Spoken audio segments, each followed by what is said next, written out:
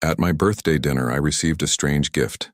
"You'll die working in construction. I'll be with your friend. He's a millionaire," my wife said. Everyone laughed at me, but as they walked out of the restaurant, I made a call to the bank. The next day, "I'm glad to have you here.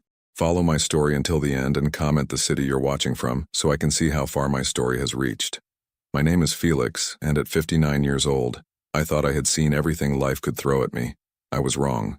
Nothing could have prepared me for what happened on my birthday, the night my wife decided to destroy me in front of everyone I cared about.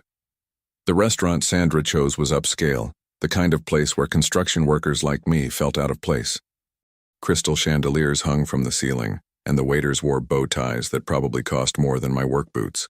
I should have known something was off when she insisted on Romano's instead of our usual family diner, but I figured she wanted to make my 59th birthday special. The table was set for 12 people. Sandra sat across from me, her blonde hair perfectly styled, wearing a dress I didn't recognize. Must have cost a fortune. Her sister Margaret was there with her husband, along with Sandra's parents, my daughter Emma from my first marriage, and several neighbors. At the head of the table sat Marcus Wellington, Sandra's so-called friend, the guy who owned 3 luxury car dealerships around town. I noticed how Sandra kept glancing at Marcus throughout dinner, how she laughed a little too loudly at his jokes. My stomach tightened, but I told myself I was being paranoid. After all, we had been married for 8 years. She knew I worked hard to provide for our family, even if it meant coming home covered in dust and cement every night. The conversation flowed around real estate prices and vacation plans to Europe. I mostly listened, occasionally nodding when someone asked about my construction projects. These people had never shown much interest in my work before, and tonight was no different. Then Sandra stood up, tapping her wine glass with her knife. The crystal made a delicate chiming sound that cut through the restaurant's ambient noise. Everyone turned to look at her, expecting a birthday toast. "I have an announcement to make," she said, her voice carrying across our table and to the neighboring ones. My heart started beating faster. Something in her tone felt wrong, predatory. She looked directly at me, and for a moment I saw something cold in her eyes that I had never noticed before. "Felix, darling, I've been thinking about our future together." I forced a smile, my hands gripping the edge of the white tablecloth. "Okay, honey, what's on your mind?" She took a deep breath, as if she was about to deliver great news. "I've decided that I can't spend the rest of my life watching you slowly kill yourself in construction. You're going to die working with your hands covered in dirt, and frankly, I deserve better." The words hit me like a sledgehammer to the chest. I felt my face flush hot, then cold. Around the table, people shifted uncomfortably in their seats. Emma's mouth fell open. Margaret looked down at her plate, suddenly fascinated by her salmon. But Sandra wasn't finished. She walked around the table and placed her hand on Marcus's shoulder. "So I've decided to be with someone who can actually provide the life I want. Marcus has asked me to move in with him, and I've said yes." The silence that followed was deafening. I could hear my own heartbeat pounding in my ears. Marcus didn't even have the decency to look embarrassed. He just sat there with a smug smile, his manicured hands folded on the table. Then the laughter started. First, Margaret giggled nervously, then Sandra's parents joined in, as if this was all some elaborate joke. Soon half the table was laughing, and Sandra was beaming like she had just won the lottery. "Oh, Felix," Sandra's mother said, dabbing her eyes with her napkin. "You should see your face. Did you really think someone like Sandra would stay with a construction worker forever?" My daughter Emma stared at me with a mixture of pity and embarrassment. I had raised her since she was 7 after her mother died, and Sandra had been the only mother figure she had known for 8 years, but now she just looked at me like I was a stranger who had disappointed her. "Dad," Emma said quietly, "maybe Sandra has a point. You're not getting any younger, and this job is really hard on your body." I felt something break inside me then. Not just my heart, but something deeper. The last thread of connection I had to the people I thought were my family. I looked around the table one more time, memorizing their faces, the way they looked at me with such casual cruelty. Marcus finally spoke, his voice smooth and confident. "Felix, no hard feelings, right? It's just business. Sandra deserves to be with someone who can take care of her properly." I stood up slowly, my legs feeling unsteady beneath me. My work clothes suddenly felt heavy and dirty compared to everyone else's fancy outfits. I pulled out my wallet and placed enough cash on the table to cover my portion of the dinner, even though I hadn't finished eating. "Happy birthday to me," I said quietly, my voice barely audible over the restaurant's soft music. As I walked toward the exit, I heard Sandra call out behind me, "Don't wait up, Felix. I'll be at Marcus's tonight." This triggered another round of laughter from the table. I made it to the parking lot before my hands started shaking. I sat in my old pickup truck, the same one I had driven for 10 years, and stared at the restaurant through the windshield. I could see them inside, still laughing, probably toasting my humiliation. That's when I pulled out my phone and made the call that would change everything. The number I dialed was one I hadn't used in months, but I knew it by heart. It rang twice before a familiar voice answered. Peterson and Associates, this is James. James, it's Felix Morrison. I need to see you first thing Monday morning. Felix, it's been a while. What can I do for you? I took a deep breath, watching Sandra through the restaurant window as she leaned into Marcus, playing the part of the devoted new girlfriend. I need to discuss some changes to my holdings. Big changes. There was a pause on the other end of the line. Are you sure, Felix? You've been very clear about keeping everything quiet for years. I started the engine, the old truck rumbling to life. I'm sure, James, it's time people knew exactly who they're dealing with. As I drove away from Romano's, leaving behind the laughter and the cruelty, I felt something I hadn't experienced in years. Not anger, not sadness, but a strange sense of clarity. For 8 years I had played the role of the simple construction worker, letting Sandra and everyone else believe I was just a man with dirty hands and simple dreams. Tomorrow they were going to learn the truth about Felix Morrison. And I had a feeling none of them were going to be laughing anymore. Monday morning arrived gray and cold, matching my mood perfectly. I sat in my truck outside Peterson and Associates, a modest office building downtown that most people drove past without a second glance. James Peterson wasn't the flashy type of attorney who advertised on billboards. He was the kind of lawyer wealthy people used when they wanted to keep their business private. I had showered and put on my best clothes, a simple navy suit I kept for special occasions. Even so, I felt underdressed compared to the business people walking in and out of the building. Old habits die hard, I suppose. Sandra hadn't come home the night before. I had spent the weekend alone in our house, a modest 3-bedroom place in a decent neighborhood.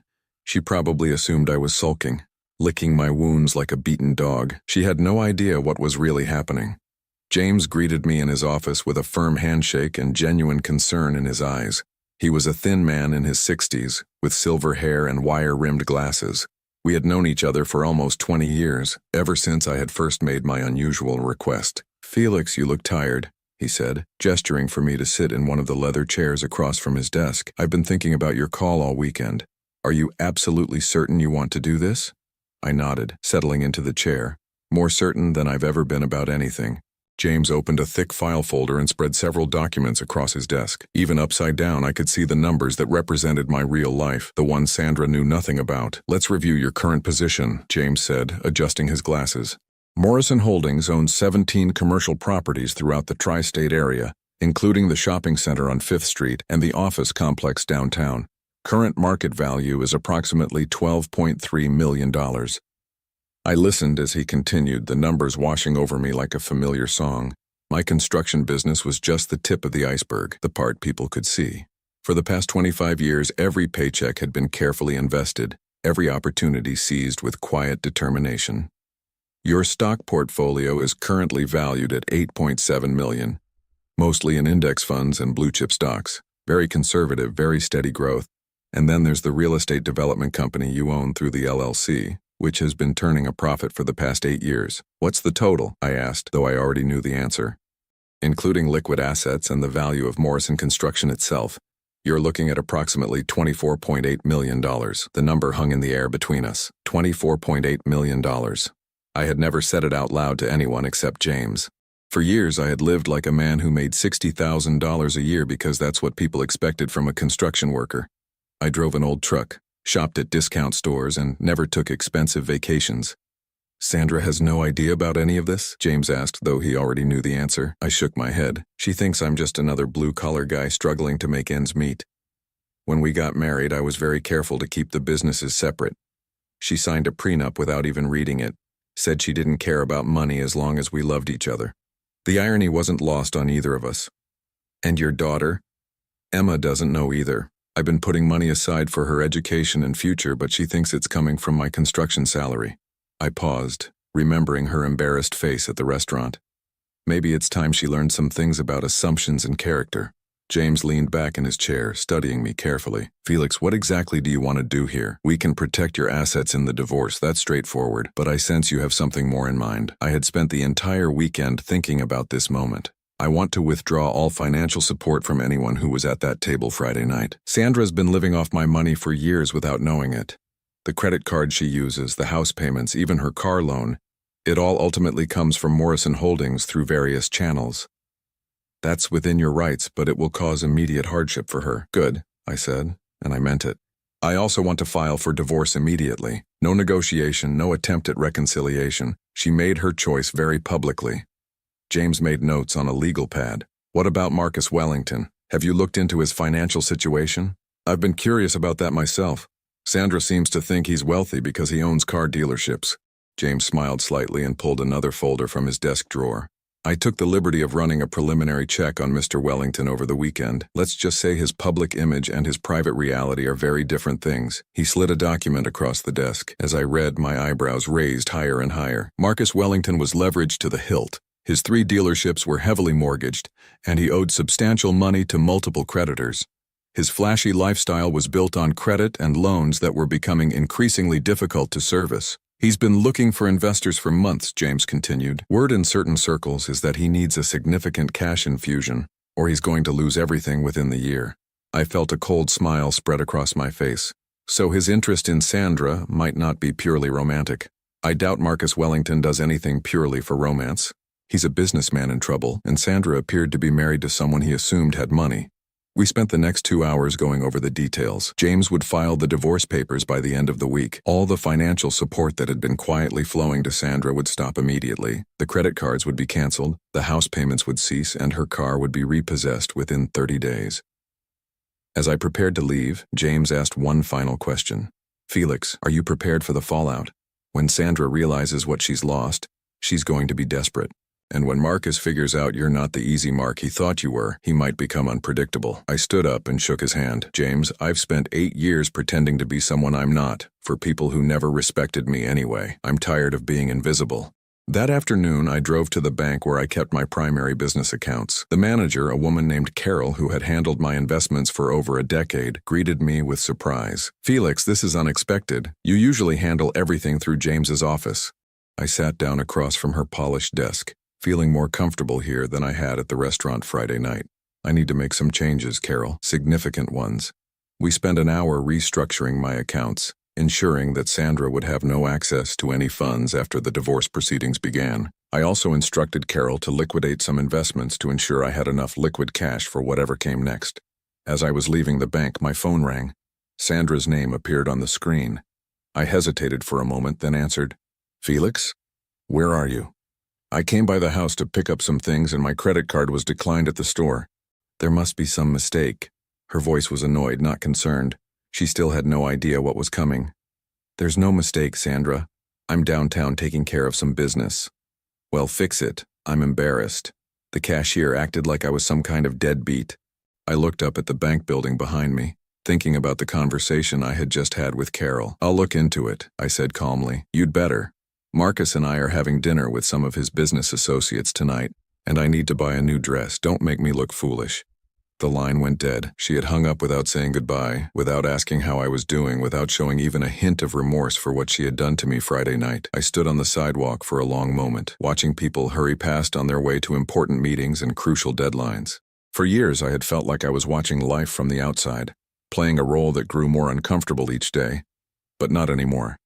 Sandra wanted to be with a successful businessman. She was about to learn what a real businessman looked like when he stopped pretending to be something he wasn't. I climbed back into my truck and drove home, knowing it would be one of the last times I would call that house home. Tomorrow, Sandra's new reality would begin to unfold, and I suspected it wouldn't be anything like what she had imagined when she stood up at Romano's and destroyed our marriage in front of everyone we knew. The game had changed, and it was my turn to play. The divorce papers were served on Wednesday morning while Sandra was having coffee with her sister Margaret.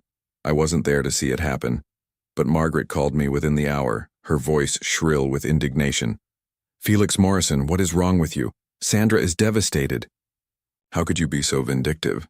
I was standing in the office of my construction site, watching my crew pour foundation for a new medical building. The irony wasn't lost on me that I was literally building something while my marriage crumbled, but I had learned long ago that life rarely paused for personal drama. Margaret, Sandra made her feelings very clear on Friday night. I'm simply giving her what she wants. But divorce papers? Without even trying to work things out? I almost laughed.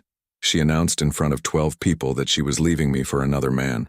What exactly is there to work out? Margaret sputtered for a moment before hanging up. An hour later, Sandra herself called, and this time her voice was different. Not angry, but confused and maybe a little frightened.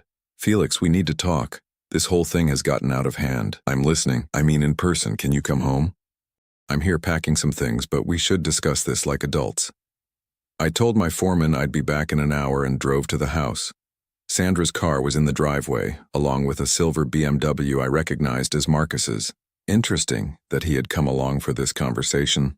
I found them both in the living room. Sandra looked tired, her perfect makeup smudged around her eyes. Marcus sat on my couch like he owned the place, but something was different about his demeanor.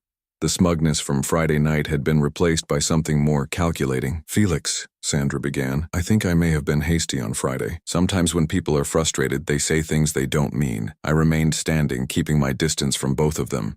Which part didn't you mean?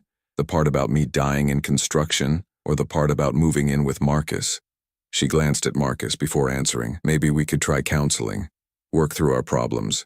Our problems? I raised an eyebrow. Sandra, you humiliated me in public and announced you were leaving me for another man. Those aren't problems. Those are choices. Marcus cleared his throat and leaned forward. Felix, maybe we got off on the wrong foot Friday night. Sandra's told me a lot about you over the years. You're a hard worker, a decent man. I respect that. This was new. Friday night he had treated me like dirt beneath his shoe. Now he was showing respect.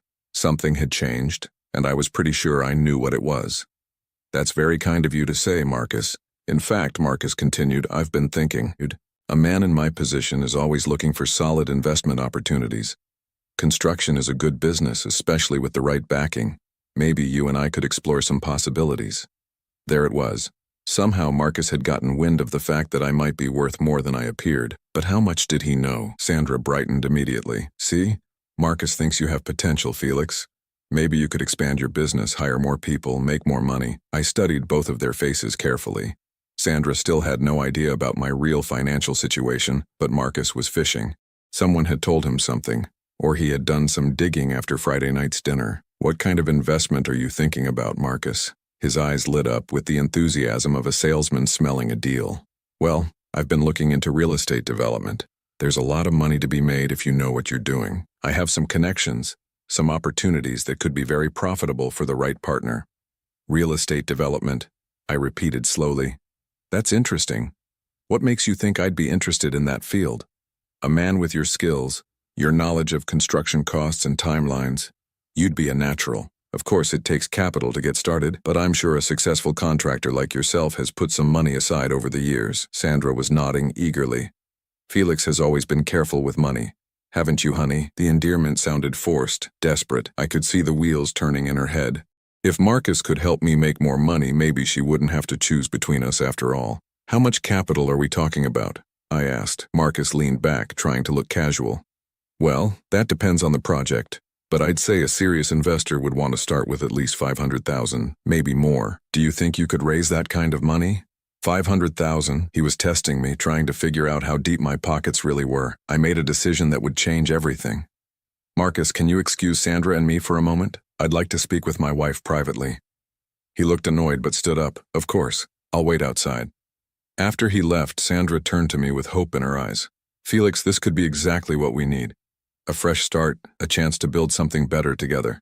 I sat down across from her, choosing my words carefully. Sandra, before we talk about fresh starts, I need you to understand something. Friday night, when you announced you were leaving me, you said I was going to die working in construction. Do you remember that? She flinched. I was upset. I didn't mean it the way it sounded. You also said Marcus could provide the life you wanted, the life I couldn't give you. But if you could make more money, if we could live better. I reached into my jacket pocket and pulled out a folded document James had prepared for me. It was a summary of my net worth, printed on official letterhead. I handed it to her without saying a word. Sandra unfolded the paper and began reading. I watched her face change as the numbers sank in. Her mouth opened slightly, then closed. She read it again, her hands starting to shake. This says, she whispered, this says you're worth almost $25 million. That's correct. She looked up at me, her face pale. Felix, this has to be a mistake. We live in a modest house, you drive an old truck, we shop at regular stores. Because that's the life I chose to live. The life I thought you were happy with. But why didn't you tell me? All these years, why did you let me think we were struggling? I leaned forward, keeping my voice calm. Sandra, you fell in love with a construction worker. At least I thought you did. I wanted to make sure you loved me for who I was, not what I had. She stared at the paper again, her breathing becoming shallow. $25 million, she repeated.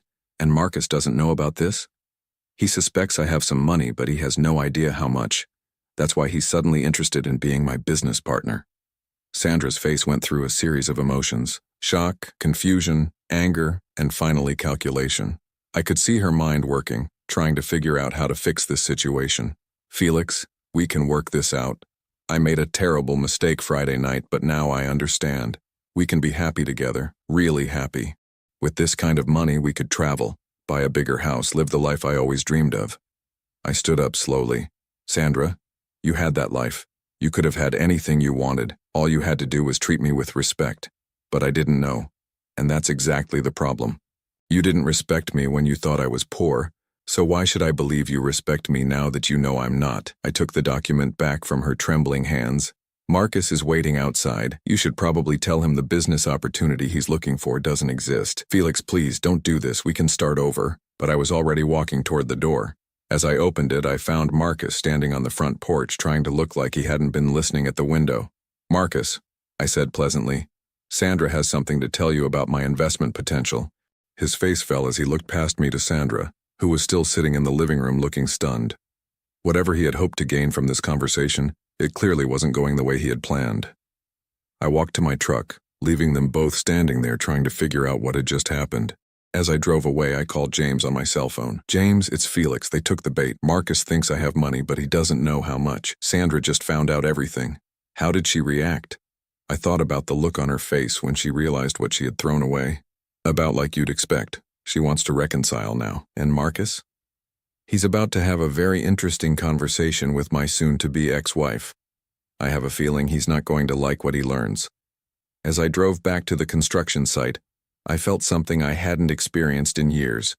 Not satisfaction exactly, but a sense that justice was finally beginning to balance the scales. Sandra wanted a wealthy man. She was about to discover that she had been married to one all along, but the real revelations were just beginning. The phone calls started that same evening. First Sandra, then Marcus, then Sandra again. I let them all go to voicemail while I sat in my kitchen eating a simple dinner of grilled chicken and vegetables. For the first time in weeks, I actually tasted my food. The first message was from Sandra, her voice thick with tears. Felix, please call me back. We need to talk about this properly. I know I hurt you, but I love you. I've always loved you. Please don't throw away 8 years of marriage over one stupid mistake. The second was from Marcus, and his tone was completely different from the afternoon. Gone was the friendly businessman trying to make a deal. This Marcus sounded desperate and angry. Felix, I don't know what game you're playing, but Sandra told me about your supposed wealth. If you think I'm going to let you humiliate me the way you did her, you're mistaken. I have friends in this town, influence. Don't push me. The third message was Sandra again, but this time she sounded different, calculating. Felix, I've been thinking about our situation and I realize you're probably angry about Friday night. You have every right to be. But I also know you're a smart businessman and smart businessmen don't make emotional decisions. Call me. We can work this out in a way that benefits both of us. I deleted all 3 messages without calling back. The next morning, I was in James's office again, but this time we weren't alone. Sitting across from James's desk was a man I recognized but had never met personally. Marcus Wellington's banker, Richard Hoffman. He looked uncomfortable, fidgeting with his tie and avoiding eye contact. Richard came to see me yesterday afternoon, James explained. It seems Mr. Wellington has been making some very interesting inquiries about your financial situation. Richard cleared his throat nervously. Mr. Morrison, I want to be clear that I haven't disclosed any confidential information about your accounts. But Mr. Wellington has been very persistent in his questions about your creditworthiness. What kind of questions? He wanted to know if you would qualify for a large business loan, what kind of collateral you might have, whether you had any significant assets. He claimed he was considering you for a partnership opportunity. James and I exchanged glances. And what did you tell him? I told him that I couldn't discuss any client's financial information without their permission, but he was very insistent. He said it was a time-sensitive opportunity and that he needed to know if you were serious about investing. Investing in what? Richard pulled out a folder and handed it to me. He mentioned something about a real estate development project, a shopping complex on the east side of town. He said he needed a partner who could provide immediate capital. I opened the folder and scanned the documents inside. It was indeed a proposal for a shopping center, but the numbers didn't add up. The projected costs were inflated, the timeline was unrealistic, and the expected returns were wildly optimistic. "Richard," I said slowly, "have you seen Marcus's personal financial statements recently?" He nodded grimly. "That's actually why I came to see James. Mr. Wellington is in serious trouble. His dealerships are over-leveraged. He owes money to multiple creditors, and he's been using one line of credit to pay another for months. If he doesn't find significant capital soon, he's going to lose everything." The picture was becoming clearer. Marcus hadn't been interested in Sandra romantically. He had been interested in me financially. Sandra was just the means to an end. "There's something else," Richard continued. "Yesterday afternoon, after your wife spoke with him, Marcus came to my office demanding to know the exact details of your net worth. When I refused, he became quite agitated. He said he had been led to believe you were wealthy, and he needed to verify that information for a business deal." "What did you tell him?" "I told him the same thing I always tell people who ask about our clients' private information. Nothing." After Richard left, James and I sat in silence for a few minutes, processing what we had learned. "So Marcus targeted Sandra because he thought she was married to money," James said finally. "When that didn't work out the way he planned, he tried to approach you directly, and now he's desperate because his whole scheme is falling apart." My phone rang. Sandra's name appeared on the screen. This time I answered. "Hello, Sandra." "Felix, thank God, where are you? Marcus is acting very strange, and I'm scared." "What do you mean strange?" "He's been asking me all these questions about your money, about how much you really have, about whether you would invest in his business. When I told him I didn't know the details, he got angry. Really angry." I could hear the fear in her voice, and despite everything she had done to me, I felt a pang of concern. "Where are you now?" "I'm at Margaret's house. Marcus dropped me off here this morning and said he had some business to take care of. He took my car keys and my credit cards. He said he needed to make sure I didn't do anything stupid." The situation was escalating faster than I had anticipated. Marcus wasn't just desperate, he was becoming dangerous. "Sandra, listen to me carefully. Stay at Margaret's house. Don't go anywhere with Marcus. Don't give him any more information about our finances, and if he contacts you, call me immediately." "Felix, I'm so sorry. I never meant for any of this to happen. I thought Marcus was successful, that he could give me the life I wanted. I didn't know he was using me to get to you. We'll sort this out later. Right now, just stay safe." After I hung up, I called James back. "We have a problem. Marcus is becoming aggressive and Sandra is scared. Do you think she's in real danger?" "I don't know, but I'm not taking any chances. Can you contact the police, let them know about the situation? I'll make some calls. In the meantime, you should be careful too. Desperate men do desperate things." That afternoon, I was supervising the installation of windows at the medical building when my foreman, Tom, approached me with a concerned expression. "Felix, there's a guy in a BMW who's been sitting in the parking lot for the past hour just watching the site. You know anything about that?" I looked across the street and recognized Marcus's car immediately. He was sitting behind the wheel staring at our work site. When he saw me looking at him, he started the engine and drove away. An hour later, Emma called. My daughter's voice was shaky and confused. "Dad, can you come over? There's a man here who says he's a friend of Sandra's and he's asking some really weird questions about you." My blood ran cold. "Emma, where exactly are you?" "I'm at my apartment. This guy, Marcus, he says Sandra sent him to talk to me about some family business. But Dad, he's acting really strange. He keeps asking about your work, about whether you have money saved up, about what kind of investments you might have." "Emma, listen to me very carefully. Do not give him any information about anything. Tell him you need to go to work or school or anywhere else and get out of there right now." "Dad, you're scaring me. I'm on my way. If he tries to stop you from leaving, call 911 immediately." I left the construction site and drove to Emma's apartment as fast as I could, without breaking every traffic law in the state. When I arrived, Marcus's BMW was parked outside her building. I called the police from my truck before going inside. I found Marcus in Emma's living room, sitting on her couch like he belonged there. Emma was standing by the kitchen, her arms crossed, looking uncomfortable and frightened. "Felix," Marcus stood up with a forced smile. "I was just getting to know your daughter, lovely girl, very smart." "Get out," I said quietly. "Now there's no need to be hostile. I was just explaining to Emma how successful businessmen often have to make difficult decisions about family relationships." Emma looked from Marcus to me, confusion written all over her face. "Dad, what's going on? This man says Sandra is worried about you. that you're having some kind of breakdown. Emma, go wait in your bedroom. I need to have a conversation with Mr. Wellington. After Emma left the room, I turned to Marcus.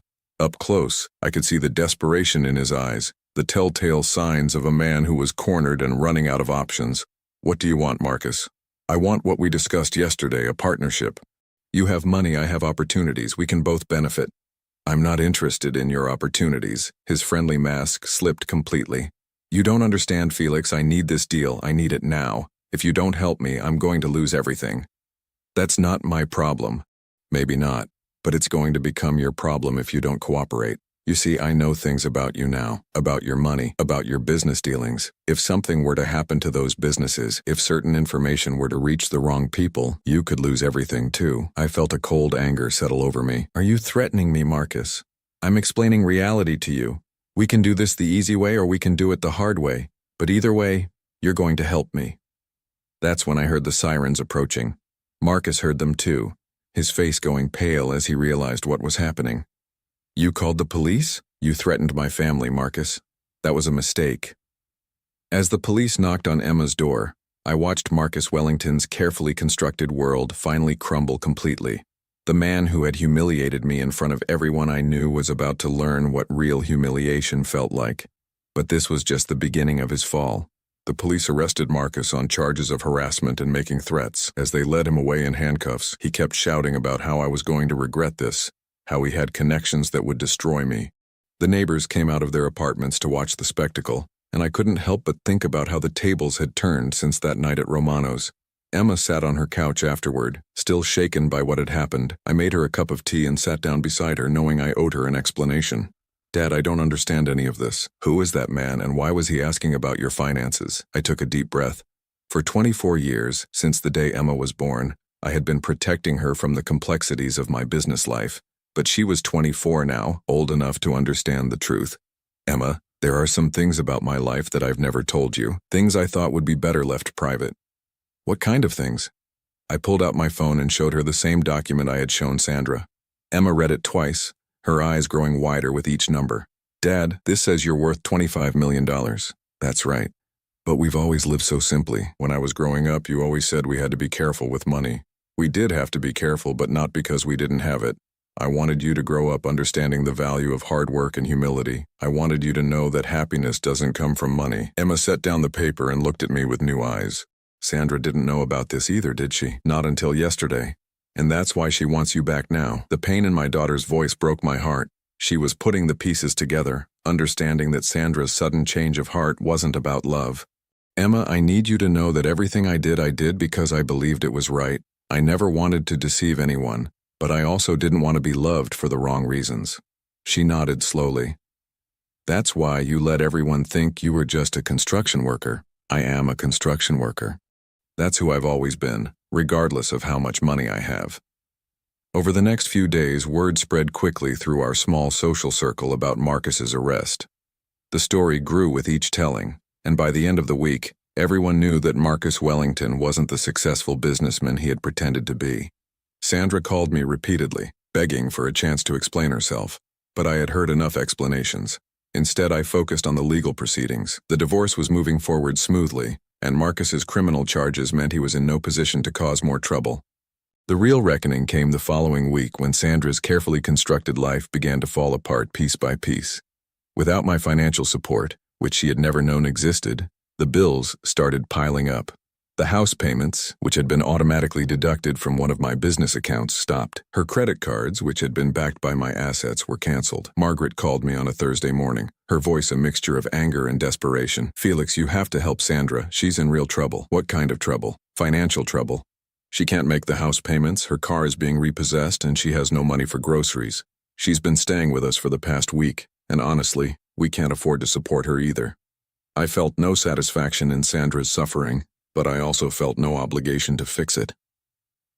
Sandra made her choice. She chose to leave me for a man she thought had more money. Now she has to live with the consequences. But she didn't know about your money. If she had known, none of this would have happened. That's exactly the point. She should have loved me regardless of how much money I had. Margaret was quiet for a moment. Felix, I know Sandra hurt you, but she's family. Doesn't that mean anything? Family means loyalty, respect, and love that isn't conditional on bank account balances. Sandra showed me very clearly that I wasn't family to her. The conversation that changed everything came from an unexpected source. Sandra's father, Robert, called me on Friday evening. He was a man I had always respected, a retired teacher who had worked 2 jobs to put Sandra through college. "Felix, I owe you an apology."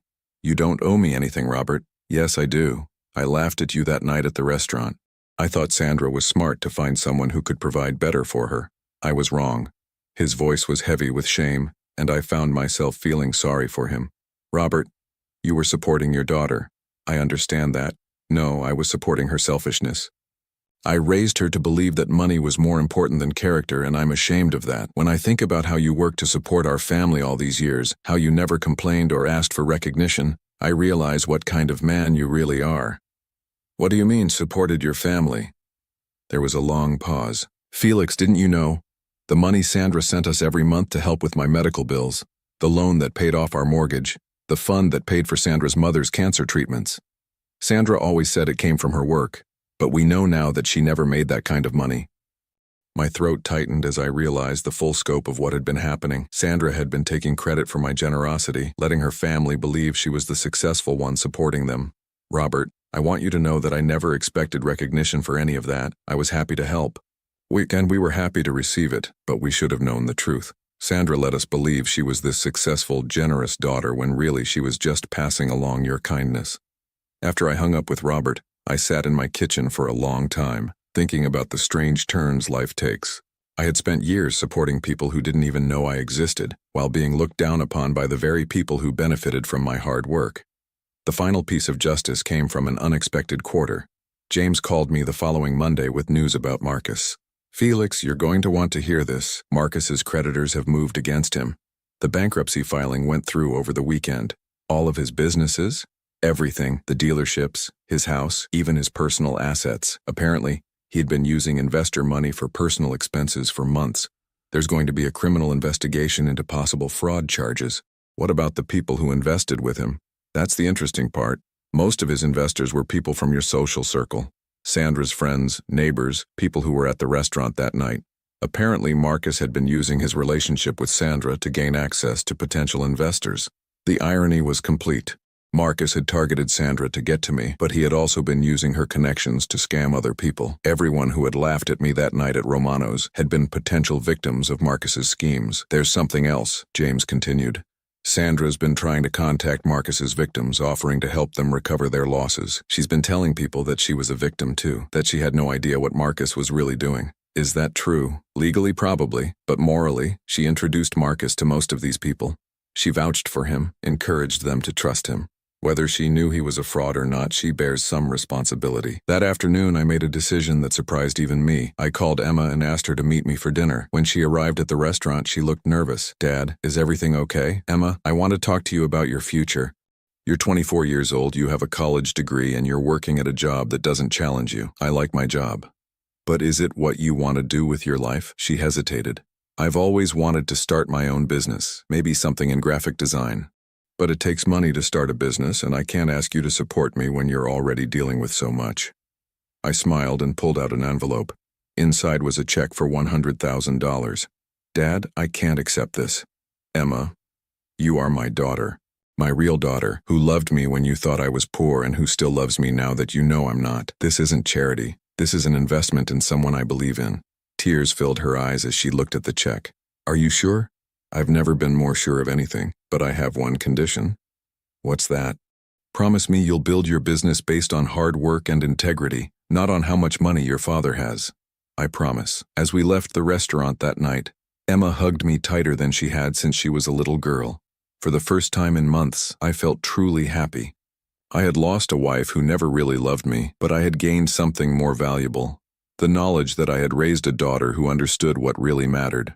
The divorce papers were finalized the following week. Sandra got nothing beyond what she had brought into the marriage, which wasn't much. The prenup I had insisted on 8 years earlier protected my assets completely, but more importantly, I had protected something more valuable than money. I had protected my integrity, my self-respect, and my relationship with the one person who had always loved me for who I was, not what I had.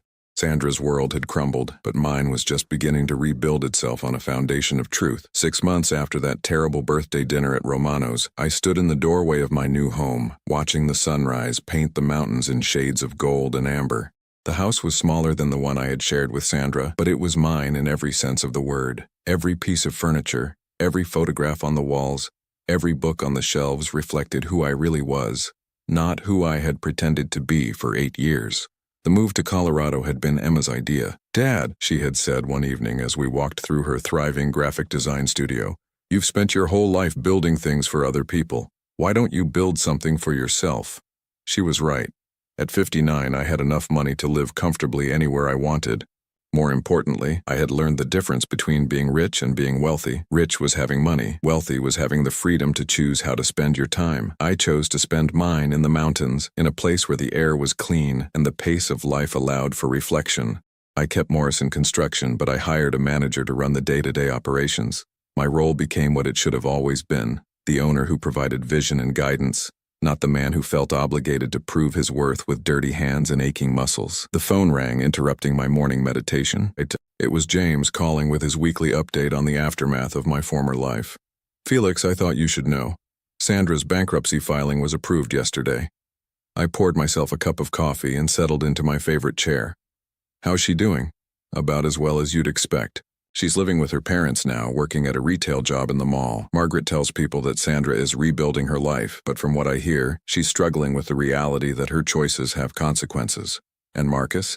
"Sentenced to 3 years for fraud. He'll probably serve 18 months. Most of his victims will never recover their full investments, but at least he won't be able to hurt anyone else for a while." After hanging up with James, I walked out onto my deck and breathed in the mountain air. I felt no satisfaction in Sandra's suffering or Marcus's imprisonment. What I felt was something deeper and more valuable: peace. The people who had laughed at me that night at Romano's had learned hard lessons about character and judgment. But I had learned something more important. I had learned to value myself properly. A car pulled into my driveway, and I smiled as I recognized Emma's hybrid SUV. She visited every few weeks, bringing updates about her business and stories about the life she was building. Today, she wasn't alone. A man got out of the passenger side, someone I had met briefly at her studio opening. "Dad, I want you to meet David officially," Emma said as they climbed the steps to my deck. "We've been seeing each other for a few months now." David was a carpenter, a man who worked with his hands and took pride in creating beautiful things. As we shook hands, I noticed the calluses on his palms, the way he looked me directly in the eye, the respect he showed for Emma without trying to overshadow her success. "Mr. Morrison, Emma's told me a lot about you. I understand you're in construction." "I am. What kind of carpentry do you do?" "Custom furniture mostly. I have a small shop in town. It's not much, but it's mine." I liked him immediately, not because he was successful or wealthy, but because he was genuine. He reminded me of myself at his age, before I had learned to hide who I was behind false modesty. "David's helping me design the new office space," Emma said, her eyes bright with happiness. "His work is incredible, Dad. You should see the conference table he's building." As the three of us talked, I realized that Emma had found something I had lost somewhere along the way: the ability to be completely herself with someone she loved. She didn't hide her success, or pretend to be less than she was. David seemed to love her more because of her strength, not despite it. Later that afternoon, after they had gone back to town, I called James with a request that would have surprised the old Felix Morrison. "James, I want to set up a scholarship fund, something for kids from working-class families who want to start their own businesses. How much are you thinking?" $2 million to start. I want to call it the Morrison Foundation for Entrepreneurial Excellence. No income requirements for the families. Just merit-based awards for young people who show real potential and work ethic. That's a significant commitment, Felix. Are you sure? I looked around my house, at the life I had built for myself, at the peace I had found by being honest about who I was. "James, I've spent 30 years accumulating wealth, and the last 6 months learning what to do with it. I want to help people who remind me of myself at 25, hardworking, ambitious, but without the resources to pursue their dreams. I'll start the paperwork." That evening, I received an unexpected phone call. The number was local, but I didn't recognize it. "Mr. Morrison? This is Carol Stevens. I'm Sandra's mother." I tensed, expecting another plea for reconciliation or financial help. "Hello, Carol. I wanted to call and thank you." "Thank me? For not destroying Sandra completely? I know you could have." I know you had every right to take everything and leave her with nothing, but you didn't. I sat down heavily, not sure how to respond. Mr. Morrison, I also wanted to apologize. For that night at the restaurant, for the things I said, for the way I treated you. I know it doesn't change anything, but I needed you to know that I was wrong. Carol, you don't need to apologize. You were supporting your daughter. No, I was supporting her worst instincts. I raised her to believe that a man's value was measured by his bank account, and I'm ashamed of that. You are a good man, and we lost something precious when we lost you. After she hung up, I sat on my deck for a long time, watching the stars emerge in the clear mountain sky. Carol's call hadn't changed anything, but it had reminded me of something important. Forgiveness wasn't about them. It was about me. I forgave Sandra not because she deserved it, but because holding on to anger was like carrying rocks in my backpack while climbing a mountain. It only made the journey harder. A year later, Emma called with news that made me smile. Dad, David proposed. Congratulations, I'm so happy for you both. There's something else. We want to have the wedding here in Colorado at your house. We want you to walk me down the aisle. I would be honored. And Dad, we want to keep it small, just family and real friends. People who love us for who we are. The wedding was everything a celebration should be. 30 people who genuinely cared about Emma and David, surrounded by mountains and clear skies, celebrating love that was based on respect and shared values rather than financial calculation. As I walked Emma down the makeshift aisle in my backyard, I thought about the journey that had brought me to this moment. I had lost a wife who never truly knew me, but I had gained something infinitely more valuable, the knowledge that I was worthy of love exactly as I was. During his speech at the reception, David thanked me for raising a woman who knows her own worth and isn't afraid to demand the respect she deserves. Emma blushed, but she didn't contradict him. Later that evening, as the last guests were leaving, Emma hugged me tightly. Dad, are you happy? I looked around at my home, my mountains, my daughter, and her new husband, and I realized that for the first time in years, the answer was simple. I'm more than happy, Emma. I'm free. Freedom, I had learned, wasn't about having enough money to do whatever you wanted. Freedom was about having the courage to be exactly who you were, regardless of what other people thought about it. At 59, I had finally learned to value myself properly, not because of what I had accumulated, but because of what I had built. A life of integrity, a daughter who loved me, and the peace that comes from knowing that the people in your life choose to be there. Sandra had been right about one thing that night at Romano's. I was going to die working in construction, but she had been wrong about everything else. I wasn't going to die poor or unloved or unappreciated. I was going to die exactly as I had chosen to live, as a man who knew his own worth and didn't need anyone else's permission to be himself. And that, I had discovered, was the most valuable thing a person could own.